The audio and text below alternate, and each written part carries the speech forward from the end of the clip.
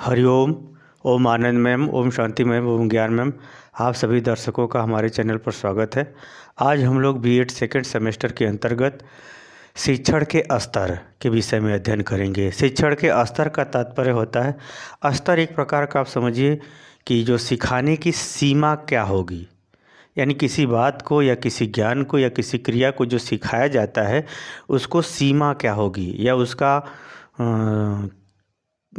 जो है स्तर क्या होगा या किस सीमा पर किस रूप में उसे सिखाने का प्रयास किया जाता है, उसी को हम बोलते हैं स्तर। सामान्यतः शिक्षण के 3 स्तर होते हैं, स्मृति स्तर, बोध स्तर और चिंतन स्तर। स्मृति स्तर का मतलब होता है ज्यों का त्यों, जैसे का तैसा ही, सेम टू सेम वैसे ही सिखा देना। बोध स्तर का प्रयोग होता बोध स्तर का अर्थ होता है उस बात को स्वयं कैसे समझता है उसको बोध स्तर बोलते हैं। चिंतन स्तर का अर्थ होता है उस समझी हुई बात के आधार पर उसमें क्या वह विचार विमर्श तर्क करने की उसकी क्षमता होती है, उसे हम चिंतन स्तर कहते हैं। पहले आइए हम लोग देखते हैं शिक्षण क्या है। इसके बारे में डिटेल में पढ़ाया जा चुका है, फिर भी हम लोग यहाँ देख लेते हैं। शिक्षण क्या है? अध्यापक द्वारा, शिक्षक द्वारा कक्ष में औपचारिक रूप से, यानी औपचारिक का अर्थ होता है कि अधिगम यानी सीखने वाला भी निश्चित है, सिखाने वाला भी निश्चित है, समय भी निश्चित है, अवधि भी निश्चित है, विषय वस्तु भी निश्चित है, स्थान भी निश्चित है। यानी जो आधुनिक शिक्षण व्यवस्था कॉलेजों में पाई जाती है वो औपचारिक शिक्षा का ही रूप होता है। इसलिए यानी अध्यापक द्वारा कक्ष में औपचारिक रूप से विषय वस्तु को जो सिखाने की जो प्रक्रिया है, यानी सिखाने का जो कार्य किया जाता है, वही क्या कहलाता है? शिक्षण कहलाता है। शिक्षण कहलाता है। उसी शिक्षण का हम लोग ये 3 स्तर देखेंगे, स्मृति स्तर, बोध स्तर और चिंतन स्तर। आज के कक्षा में सिर्फ स्मृति स्तर को ही हम लोग देखेंगे। अब इसमें जो शिक्षण का स्तर है, पहला है स्मृति स्तर। स्मृति स्तर क्या होता है? स्मृति स्तर का सीधा सीधा अर्थ होता है कि अधिगमकर्ता यानी सीखने वाला किसी भी चीज़ को ज्यों का त्यों अपने मन में, अपने मस्तिष्क में धारण कर लेता है, चाहे वह कुछ भी हो। जैसे स्मृति स्तर के अंतर्गत जैसे होता है रटना, किसी चीज़ को जैसे का तैसा वह अपने दिमाग में बैठा लेता है, उसमें समझने बूझने की कोई ज़रूरत नहीं, सीधी सी बात कि वह ज्यों कहते हैं उसको बैठा लेता है दिमाग में। और ऐसे चलते ज्ञान, अनुभव, जैसे अगर कोई कहे मीठा तो वो नहीं मीठा मीठा लगता है, ये वह जो है ज्यों कहते हो धाड़ किया है। मीठा क्यों लगता है, क्यों नहीं लगना चाहिए, ये सब कुछ नहीं विचार आएंगे। यानी जैसा वह अनुभव किया वैसा ही उसके दिमाग में धड़ गया। पुनः स्मरण, यानी किसी चीज़ को यदि याद करना है, दोबारा याद करना है, तो वह उसको याद कर सके। जब तक उसको अच्छी तरह से उसी रूप में वो दिमाग में बैठा नहीं रहे तब तक याद ही नहीं कर पाएगा। यानी कहने का मतलब पुनः स्मरण, किसी चीज़ को, वह सीखी हुई चीज़ को दोबारा स्मरण करना है तो ये मान लिया जाएगा कि ये सिद्ध हो जाएगा कि नहीं, उसको वह चीज़ अपने मन मस्तिष्क में ज्यों कहते हो धड़ के। अनुशासन, यदि किसी नियम को उसी तरह से धारण कर कोई संबंध है, तो जैसे माता पिता, भाई बहन, दादा दादी, चाचा चाची, जो भी संबंध है उसको ज्यों कहते हो धारण करते, उसके पीछे कोई अपना वो उसका लॉजिक नहीं होता, बस ज्यों कहते हो उसको धारण कर लेता है, वैसे ही समझ लेता है। पहचान, किसी को देख करके पहचानना, जैसे पहचानना भी एक प्रकार से ज्यों कहते ही होता है। प्रयोग, जैसे कोई कार्य का अगर सिखाया गया कि ऐसे स्नान करना है तो वैसे ही स्नान करेगा, उसमें कू का की अर्थ कोई नहीं, मतलब ज्यों कहते हैं वह कोई प्रयोग भी करता है। विधि, विधि का अर्थ है जैसे कोई क्रिया विधि है, जैसे विधि का मतलब ये हुआ कोई मेथड्स, जैसे कोई सवाल आप लगा रहे हो किस मेथड्स से लगेगी, बस वो मेथड्स का प्रयोग करके हल करना जानता है। और उसमें ये नहीं कि मेथड कैसे सिद्ध होगा कैसे नहीं, वो सब नहीं, यानी ज्यों का त्यों वैसे ही धारण कर लेता है। ज्ञान, यदि कोई तथ्य मिला है, कोई तथ्य की जानकारी मिली है, कोई समाचार मिला है, कोई सूचना मिली, ज्यों का त्यों उसको धारण कर लेता है, तो उसी को हम बोलते हैं स्मृति स्तर। इत्यादि बहुत सारी गतिविधियां हैं। इस प्रकार से यह स्मृति स्तर एक प्रकार से सभी मानसिक गतिविधियों का ज्यों का त्यों का भंडारण है, जैसे का तैसे ही रूप में उसका क्या करता है, भंडार, स्टोर कर लेता है, तो उसी को हम बोलते हैं स्मृति स्तर। जैसे कोई हमको देख के पहचान देता है कि ये शिक्षक हैं, पढ़ाते हैं, तो वह बस ये शिक्षक हैं, इसी को धारण कर लिया है, क्या पढ़ाते हैं बस इतना धारण कर लिया, उसके बाद कैसे पढ़ाते हैं कैसे उससे मतलब नहीं, टीचर हैं बस टीचर है। यानी ज्यों का त्यों मस्तिष्क क्या करता है, उसको धारण कर लेता है, तो उसी को हम बोलते हैं स्मृति स्तर। यह बहुत महत्वपूर्ण होता है, क्योंकि जब तक स्मृति स्तर पर कोई चीज़ आपको फार्मूला याद नहीं है या कुछ नहीं, तो स्मृति स्तर पर ये इत्यादि गतिविधियाँ आपके मस्तिष्क पर नहीं है, तो आप आगे बढ़ ही नहीं सकते, अर्थात आपके अधिगम में विकास हो ही नहीं सकता, अधिगम परिपूर्ण हो ही नहीं सकता। इसलिए शिक्षण के अंतर्गत अधिगमकर्ता के लिए पहला स्टेप स्मृति स्तर, वो जितना तथ्य है, मैटर है, शिक्षा के संदर्भ में सूचना है, ज्यों का त्यों धारण करता है, तब बेस्ट, तब वो आगे और भी अच्छा करेगा। क्योंकि पहले स्मृति स्तर पर उसे सब ज्यों का त्यों धारण करता है, तब उसके विषय में विचार करता है, तब उसमें कुछ जोड़ने की बात सोचता है, तब वो चिंतन स्तर की बात आता है। फिलहाल में हम लोग सिर्फ स्मृति स्तर को ही अध्ययन करेंगे।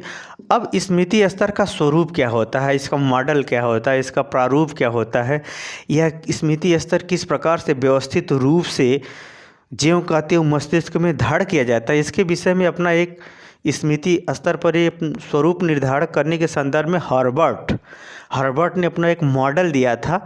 उसमें उन्होंने बताया था कि स्मृति स्तर जो है चार प्रकार से जो है स्मृति स्तर अपनी मस्तिष्क में ज्यों का त्यों मानसिक क्रियाओं को धारण करती है। पहला है केंद्र बिंदु के यहाँ तात्पर्य यह है कि मस्तिष्क जिस बात को फोकस करता है, जिस बात पर वो ध्यान देता है, उसी चीज़ को वो अपने मस्तिष्क में धारण करता है। जैसे मानसिक पक्षों का प्रशिक्षण, जैसे मानसिक पक्षों का यहाँ प्रशिक्षण का मतलब हुआ मानसिक प्रक्रिया का अभ्यास, और वह अभ्यास क्रिया के रूप में भी देखी जाती है। यानी ये समझिए कि मानसिक पक्षों का प्रशिक्षण का अर्थ है जैसे स्नान करना, भोजन करना, समय से स्कूल जाना, एक प्रकार की आदत। तो जो मानसिक जो प्रक्रिया है, जो विभिन्न प्रकार के मानसिक व्यवहार के माध्यम से जो आदत धारण किया है या कोई विशेष व्यवहार व्यक्ति प्रदर्शित कर रहा है, तो वह विशेष व्यवहार भी ज्यों का त्यों मस्तिष्क में संचित हो जाता है। वो इसलिए संचित हो जाता है क्योंकि मस्तिष्क उसको फोकस किया हुआ है, उसको जो है ज़्यादा ध्यान दिया है। जैसे श्रृंगार करना का मतलब ये है कि वह व्यक्ति या वह महिला उसको जो है काफ़ी केंद्रित हो गया है, उसको ज्यों का त्यों सीख लिया है और उसको क्या कर लिया, वो धारण कर लिया है। तो ज्यों का त्यों धारण कर लिया है, वह इसलिए धारण किया है क्योंकि उस व्यवहार को उसने फोकस किया है। तो ये हो जाएगा स्मृति स्तर की प्रक्रिया। दूसरा ख है तथ्यों का ज्ञान देना, यानी किसी बात की जानकारी हम किसी को दे रहे हैं या किसी माध्यम से हम अपनी जानकारी ज्यों का त्यों बढ़ा रहे हैं, तो वह भी स्मृति स्तर होगा। क्यों स्मृति स्तर के अंतर्गत होगा? वह किस कारण से होगा? वो क्योंकि उसका जो ब्रेन है या मस्तिष्क है उसको क्या किया, फोकस किया है, जिसको आप लोग कहते हो जीके में जिसका मस्तिष्क जिस बिंदु पर ज़्यादा फोकस करके करता है उसी को वो याद कर लेता है, ज्यों कहते हैं याद कर लेता है।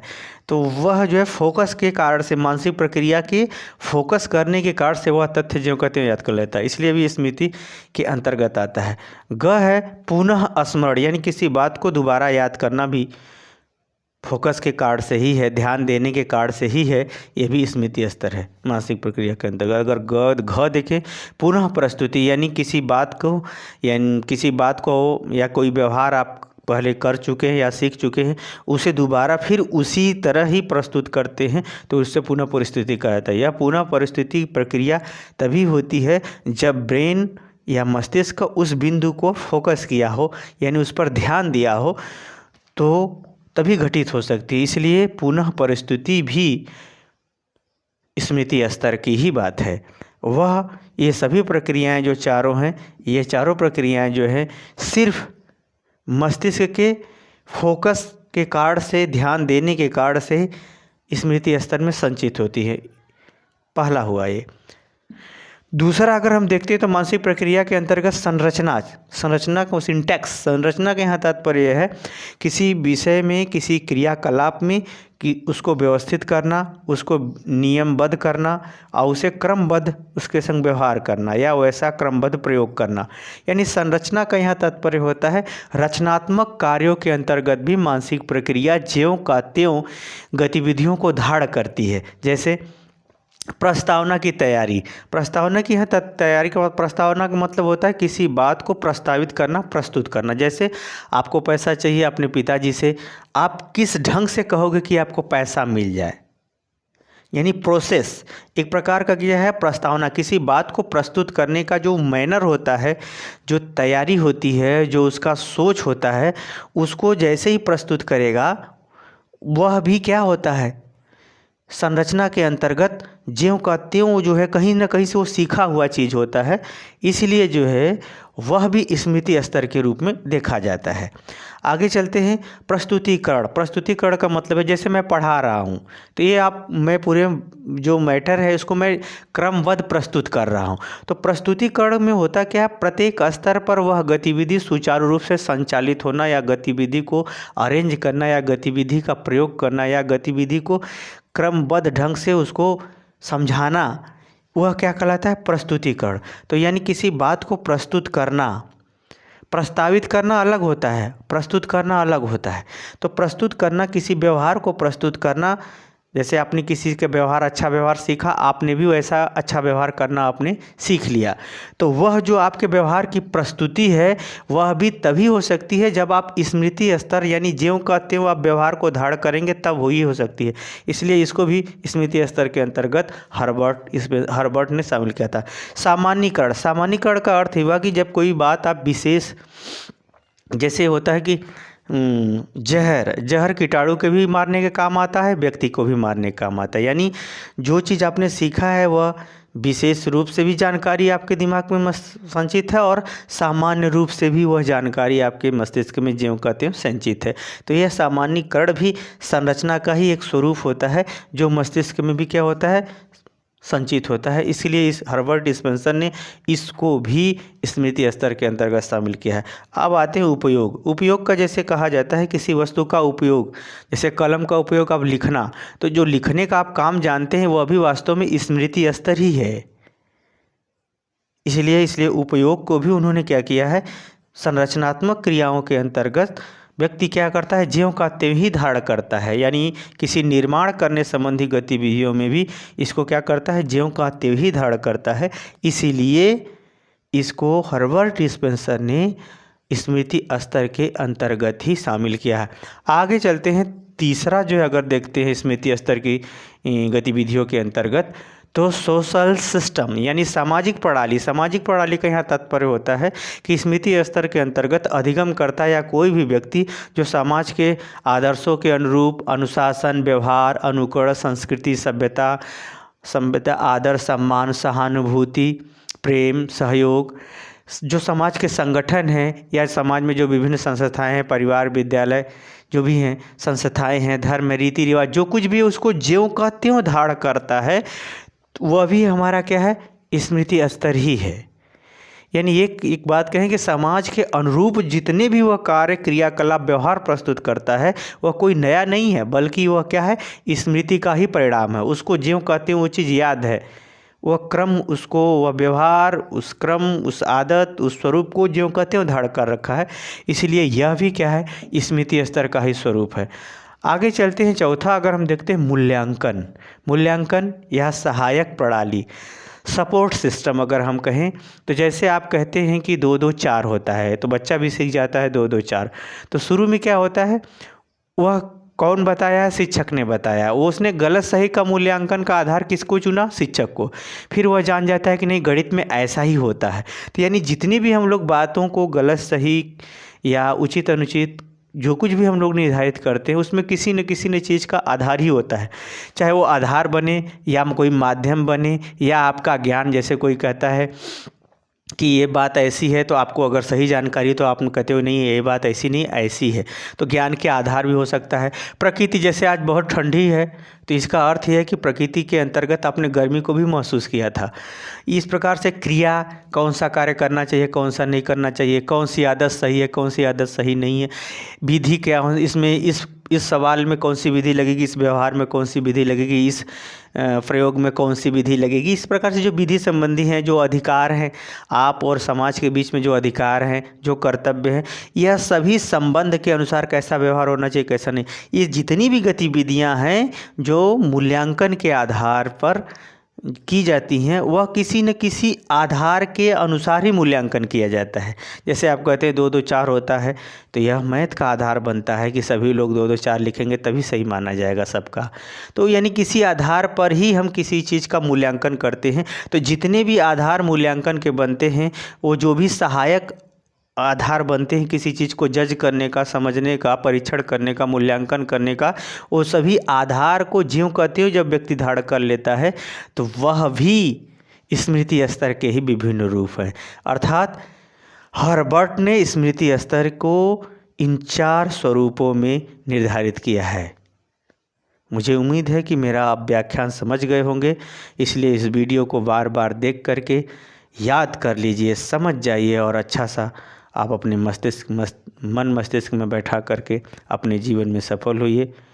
आपको मेरा व्याख्यान कैसा लगा आप कमेंट बॉक्स में ज़रूर बताइए। हमारे चैनल को लाइक शेयर सब्सक्राइब जरूर कीजिए।